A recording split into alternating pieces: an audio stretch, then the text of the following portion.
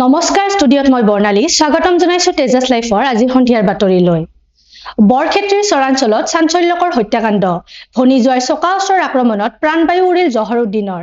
দ্বিতীয় বিবাহক কেন্দ্ৰ কৰি বৰক্ষেত্ৰীৰ শিয়ালমাৰী চৰত পাৰিবাৰিক কণ্ডলৰ ভয়ংকৰ পৰিণতি। চাওঁ আহক বৰক্ষেত্ৰীৰ পৰা আমাৰ সাংবাদিক ধনজিৎ বৈশ্যই পঠিওৱা এই প্ৰতিবেদন।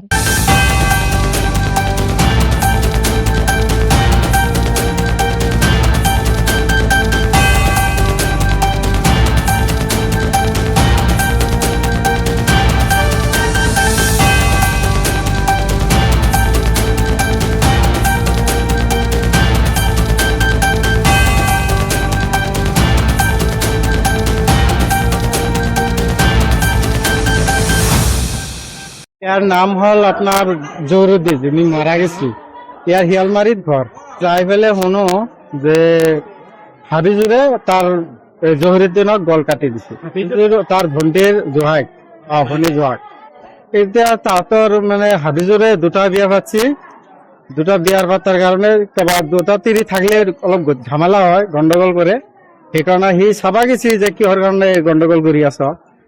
এইখিনি কওঁতে সিহঁতে বোলে চাকু আৰু ডেগা চেগাৰ লৈ এইবিলাক মানে কপালত ফুটা কৰি দিছে আৰু গলখিনি কাটি দিছে। ডেগাৰেদি কাটছি নেকি? ইয়াৰ মৃত্যু হৈছে। এতিয়া মোকালমাত লৈ আহিছো, আমি লগত আহিছো। এতিয়া মৃত্যু হৈছে, বিয়া পাতিছে। এইটো প্ৰথম, এইটো ডাঙৰ, এইটো প্ৰথম। পিছত আৰু এটা বিয়া পাতিছে, আপোনাৰ 2 মাহ অলপ বেছি হ'ল। সেইকাৰণে দুটা কাজিয়া হ'ল। তাৰ ঘৰ তাতে এটা এফালে তাৰ ঘৰ আৰু পশ্চিমৰ দিকে এই জহৰুদ্দিনৰ ঘৰ। পুৰিয়ামাৰী শিয়ালমাৰী মেডিকেল লৈ আহিছো আমি, মোকালমাত মেডিকেলত লৈ আহিছো, শিয়ালমাৰীৰ পৰা আনিছো। বজালীৰ পাঠশালাত এগৰাকী কণমানি আৰু আইতাৰ কৰুণ কাহিনী।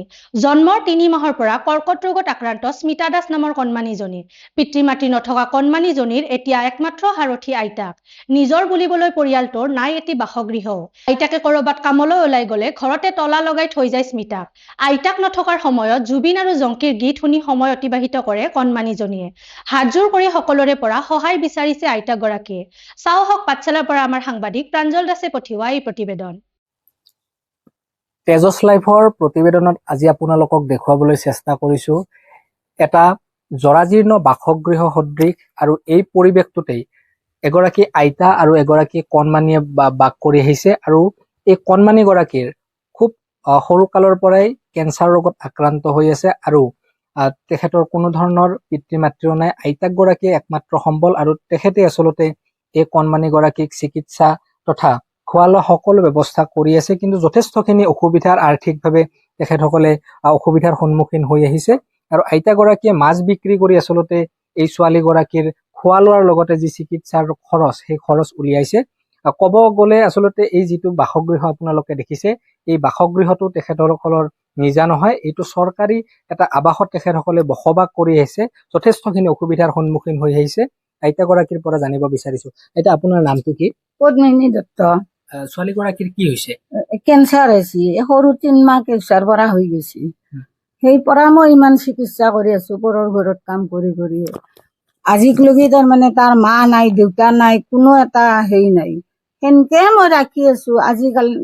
আজি যদি কাৰোবাৰ ঘৰত কাম পাওঁ 1 ঘণ্টা কৰো, নহলে মই বঢ়াই মাছ কেইটা বেছি মাত্ৰ তাইক খৰচটো চলাই আছো। কিমানখিনি অসুবিধা হয় আপোনাৰ? বহুত অসুবিধা হয়। মই তাৰমানে একবেলা যদি খাৰ বস্তু আনবা পাৰো, একবেলা নৰো। ঔষধৰ নামতে তাইক মই পইচাটো দিব লাগে। আপুনি যেতিয়া বাহিৰত ওলাই যায়, তেতিয়া ছোৱালীগৰাকী ঘৰত কেনেধৰণে এৰি থৈ যায়? তালা মাৰি থৈ যাম, উপায় নাই। মই কাৰ লগত থৈ যাম? এৰি যাবতো নোৱাৰো। খিৰিকীখন খুলে তাইক ভিতৰত থৈ মই তালা মাৰি থৈছো। এই যিটো ঘৰ আপোনালোকে এতিয়া মানে বসবাস কৰি আছে, এই ঘৰটো কাৰ? এই চৰকাৰৰ এই ঘৰটো। কিন্তু মই এনে আছো, আজি আছো, কালি গুচি যাব লাগিব। মোক যদি ওলাই দে, মানে নিজা বুলিবলৈ কোনো নাই। এই যে ছোৱালীগৰাকীৰ কিমান বয়সৰ পৰা মানে কেঞ্চাৰ ৰোগ আক্ৰান্ত হৈছে? 3 মাহ বয়সৰ পৰা হৈছে কেঞ্চাৰটো। 3 মাহ বয়সৰ পৰা হৈ আজি মোটামুটি 13 বছৰে মই এনেকে ভুঞ্জি আছো এই বাচ্চাটোৰ লগত। এই যিখিনি আপোনালোকে খৰচ কৰি আছে, মেডিকেলত যোৱা কিবা যোৱা, এইখিনি খৰচ কেনেধৰণে আপুনি উলিয়াইছে? কাৰোবাক খোজো 2-1 পইচা, কাৰোবাৰ পৰা মই সহায় লওঁ, এনেকে যাই আছো। এই SP ছাৰেও মোক অলপ কিছু সহায় দিছে। সেনেকে মই SP ছাৰক কৈছো, ছাৰ মোক উপায় নাই, মোক জিঅ'টোৰ কাৰণে কেমো দিবা দি দিয়া। সেনকে তাৰমানে 2-3টা মানকে মোৰ তেখেতে দি দিছে মোক। কিমান মান খৰচ হ'ল বৰ্তমানলৈ আপোনাৰ? কিমান হৈছে মই হিচাপ নাজানো আৰু কৰি আছো, এটা কামত 5,000কে লয়, সেনকে দি আছো। ইয়াৰ পৰা 5,000 লওঁ, কাবাৰ পৰা 2,000 লওঁ, সেনকে মই থুপৰাই থাপৰাই মই ছোৱালীটোক চিকিৎসা কৰি আছো। বজালী সমষ্টিৰ যিগৰাকী বিধায়ক আছে, বিধায়ক গৰাকীক আপুনি কি আহ্বান জনাব?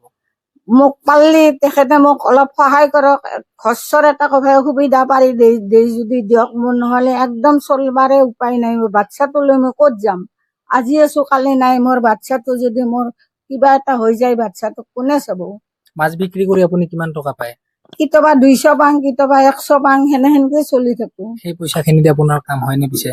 নহয়, নহলেও আৰু উপায় নাই। তাৰে মাজতে খাবা লাগে যদি মই 50 টকা খাং, 10 টকা সেনেকে জমা কৰি মই ৰাখি আছো, উপায় নাই। কণমানি গৰাকী আছে, এইগৰাকী হৈছে স্মিতা দাস। তেখেতৰ আচলতে খুব সৰু কালৰ পৰা আচলতে কেঞ্চাৰ ৰোগত আক্ৰান্ত হৈছে আৰু যথেষ্টখিনি অসুবিধাৰ সন্মুখীন হৈছে পৰিয়ালটো, যিহেতু তেখেতৰ মাক দেউতাকো নাই, আইতাক, কেৱল মাত্ৰ আইতাক গৰাকীয়ে এই কণমানি গৰাকীক চোৱা চিতা কৰি আছে। মইনা, তোমাৰ নাম কি? স্মিতা দাস। তোমাৰ কিমান অসুবিধা হৈছে এতিয়া? মানে বহুত। এইটো কাৰ ছবি লৈ আছা তুমি? জুবিন দা। জুবিন দাক ভাল পোৱা নেকি? গান শুনি ভাল পোৱা নে এনে ভাল পোৱা? গান শুনিও ভাল পাওঁ, এনেও ভাল পাওঁ। তোমাক যে আইতাই এতিয়া মানে চবখিনি খৰচ দি আছে, তুমি এই যিগৰাকী বিধায়ক আছে আমাৰ সমষ্টিৰ, বিধায়ক গৰাকীক কি আহ্বান জনাবা? পাৰিলে মোক সহায় কৰা সেনেকে মোৰ চকুটো ভাল কৰি দিব লাগে। তোমাৰ পঢ়িব মন আছে নে? তোমাৰ আছে, পৰীক্ষা দিবাই হয়। এনেধৰণে আচলতে এইগৰাকী আইতাই পৰিয়ালটোক কেনেধৰণে চোৱা চিতা কৰি আছে, সেই দৃশ্য দেখিলো, তেখেতসকলৰ পৰা মন্তব্য লবাৰ চেষ্টাও কৰিলো। আমিও আহ্বান জনাইছো তেজছ লাইফৰ জৰিয়তে বজালী সমষ্টিৰ যিগৰাকী বিধায়ক তথা বজালীৰ বিভিন্ন প্ৰান্তৰ যিসকল সুহৃদয়বান ব্যক্তি আছে, এই ব্যক্তিসকলে যাতে এই পৰিয়ালটোক আৰ্থিকভাৱে কিছু সহায় প্ৰদান কৰে। ৰাজ্যিক বিজেপিৰ কাৰ্যালয়ত অব্যাহত আছে সাংগঠনিক সভা। উপস্থিত মুখ্যমন্ত্ৰী ডক্টৰ হিমন্ত বিশ্ব শৰ্মা, ৰাজ্যিক বিজেপিৰ সভাপতি দিলীপ শইকীয়াকে ধৰি মিত্ৰজোঁটৰ বিধায়কসকলৰ অংশগ্ৰহণ। চাওঁ আহক গুৱাহাটীৰ পৰা আমাৰ সাংবাদিক হিমাশ্ৰী কলিতাই পঠিওৱা এই প্ৰতিবেদন।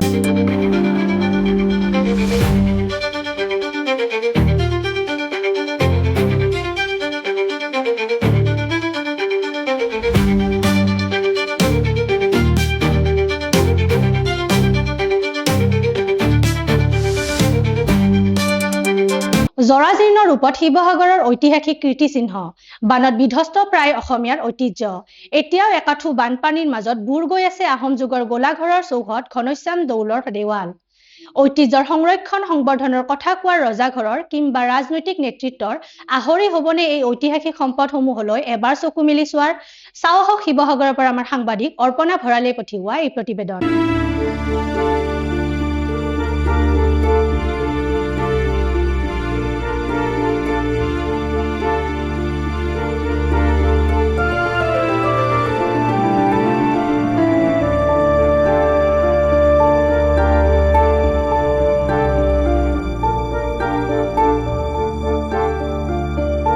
ডিব্ৰুগড়ত নৱম শ্ৰেণীৰ ছাত্ৰীক অপহৰণ কৰি ধৰ্ষণৰ অভিযোগ।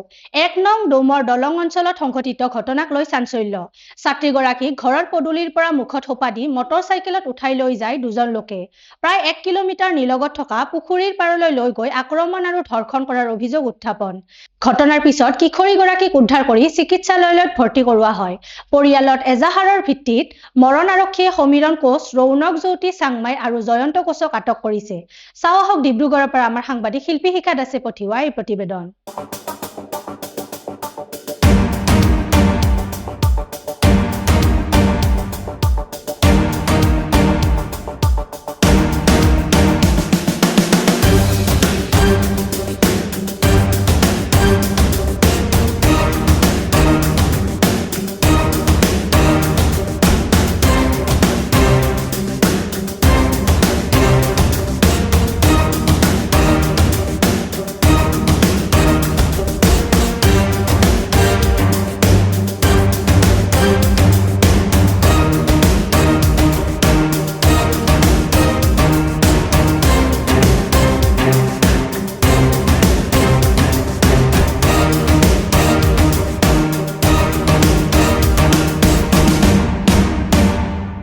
কালি 7:30 ছোৱালীজনী ঘৰৰ পদূলি মুখতে গা চা ধুই ওলাই গৈছিলে তাই সন্ধিয়া সন্ধিয়া 7:30 পদূলি মুখলৈ ওলাই যোৱাৰ পিছতে দুটা ল'ৰা আহিলে।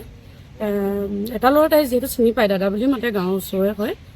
আমাৰ মানে বাইদেউহঁতৰ অকণমান গাঁওখনৰ পৰা অকণমান দূৰ আৰু সিহঁতৰ প্ৰকৃত নিজৰ গাঁওখনৰো নহয়। তাৰ পৰা দাদা বুলি মাতে চিনি পায় আৰু এনেকৈ চুচৰাই পেলাই সেই ল'ৰাটোৱে বোলে হেনো তাই এতিয়া প্ৰথমতে সেই ল'ৰাটোৱে চুচৰাই পেলাই টানি লৈ গ'ল। সেই দুটাই ল'ৰাই বাইকত বহাই লৈ গুচি গ'ল, মুখত ক'লা কাপোৰ বান্ধি আহিছে যে দুটাই। তাৰপৰা নি পেলাই সেই পুখুৰী এটা কাষলৈ নি পেলাই বেয়া কাম কৰিলে, বেজী চিৰিজ মাৰিলে, বেজী দিছে, বেজী দি পেলাই তাইক নাৰ্ভাছ কৰিলে, মুখত সোপা দি ধৰিলে। তাই চুঁচৰি আহি পেলাই লগৰ এজনী ঘৰত আহি সোমালেহি। সোমাই তাতে আৰু এজন দাদা এজনে তাইক আনি বিচাৰ কুচা যিহেতু ঘৰত কৰিছে, গোটেই গাঁৱৰ পৰিৱেশৰ মানে ওচৰ চুবুৰীয়া মানে চবেই গম পাইছে। তেতিয়া তাইক আনি মেলি আপোনাৰ ঘৰত থৈছেহি। তেতিয়া তাইক সোধা হৈছে যে কি হ'ল কালি আপুনি ক'লৈ গৈছিলি? তাই মোক এনেকুৱা তেনেকুৱা হৈছিলে, মোৰ লগত এনেকুৱা বেয়া ব্যৱহাৰ কৰিলে আৰু মোক নি পেলাই পুখুৰী এটা মানে বহুত দ পুখুৰী এটাৰ ওচৰলৈ নি পেলাই তাইক কৈছে তোক এইটোত পেলাই দিম, মাৰি পেলাম, তই মোক এই বডি পাৰ্ট চুব দে। তাই গাত টাচ কৰিছে কৈছে ল'ৰাকেইটাই, আৰু টাচ কৰা উপৰিঞ্চি তাইক বেজি চেজি দি আৰু বেয়া কাম কৰিলে তাহাঁতে। সেয়া এতিয়ালৈকে অভিযুক্তক ধৰিব পৰা নাই, ধৰি শাস্তি পোৱাটো বিচাৰোঁ আমি। কি নাম ল'ৰাটো? গাঁৱৰে ল'ৰা বুলি কৈছে নাম? আমাৰ গাঁৱৰ পৰা যিহেতু অকণমান দূৰ হয়, আমাৰ বাহঁতৰ তাৰ পৰা মানে অলপ দূৰ হয়। ল'ৰাটোৰ নাম সমীৰণী লগতে, মোৰ নামটো যিহেতু একজেক্ট মনত নাই, ময়ো যিহেতু ল'ৰাটো চিনি নাপাওঁ, ছোৱালীজনীৰ কলতহে জানো, ঠিক আছে, কিবা কোচ উপাধি বুলি জানো আৰু ল'ৰাজন। আমালৈ এটা অভিযোগ আহিল।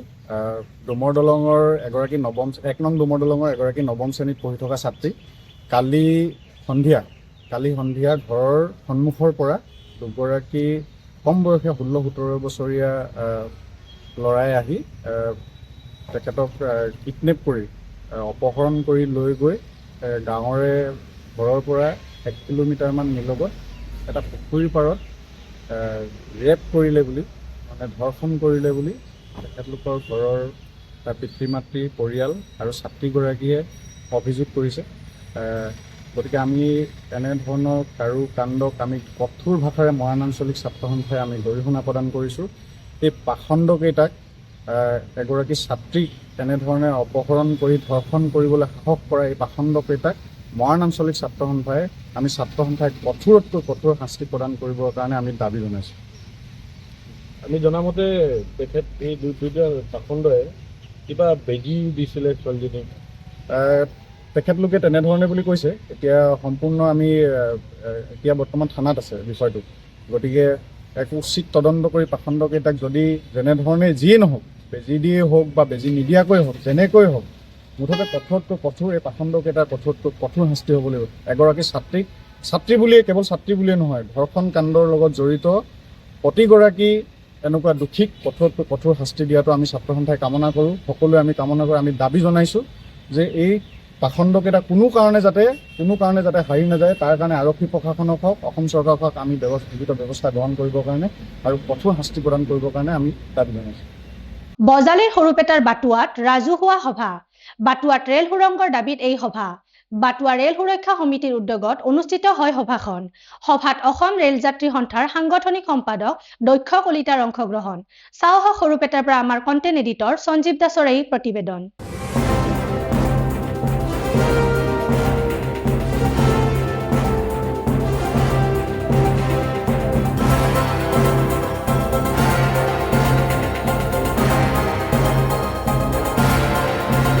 আৰু আজি যিখন সভা আহ্বান কৰা হৈছে সেইটো এটা মানে মৰ্মান্তিক সভা। কাৰণ আপোনালোকে নিশ্চয় গম পাইছে 3 তাৰিখে যিহেতু আমাৰ বাটুৱা গাঁৱত মানে স্কুলীয়া যাওঁ অৱস্থাত মানে জুৰিয়া খাতুন আৰু জুৰিয়া খাতুনক মানে সহায় কৰিবলৈ, উদ্ধাৰ কৰিবলৈ যোৱাত আলালুদ্দিনত মানে 2জন মানুহ নিহত হৈছিলে।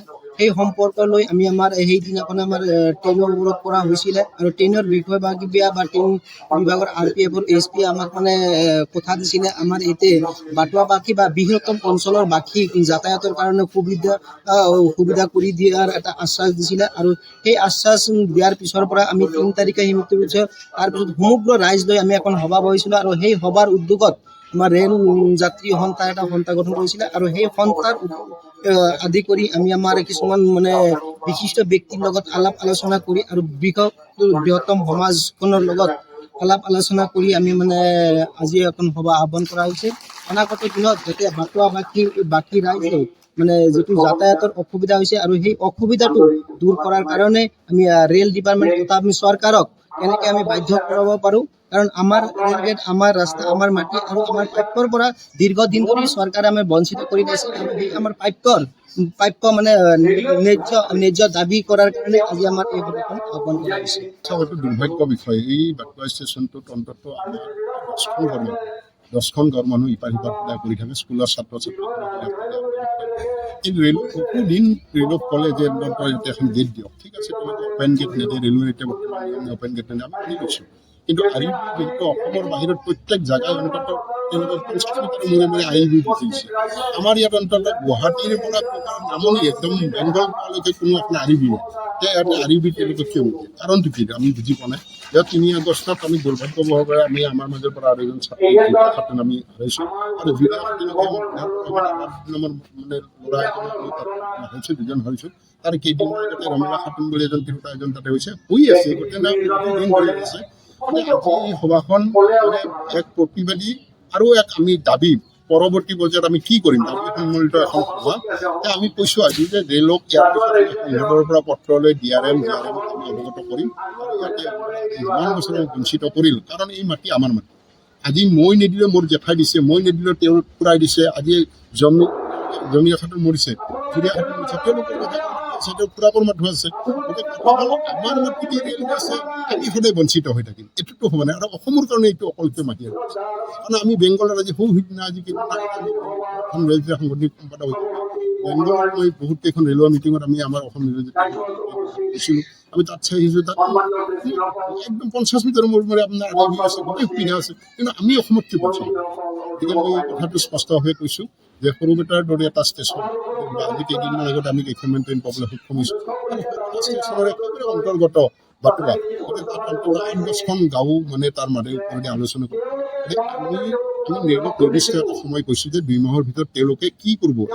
যিহেতু জানে এইটো দিল্লীলৈকে যায়, প্ৰপেজাৰ ৰেলবোৰ্ডত যায়, ৰেলবোৰ্ডৰ অনুমোদন হ'ব লাগে, ৰেলবোৰ্ডলৈকে তেওঁলোকে অনুমোদন কৰাৰ ব্যৱস্থা কৰে।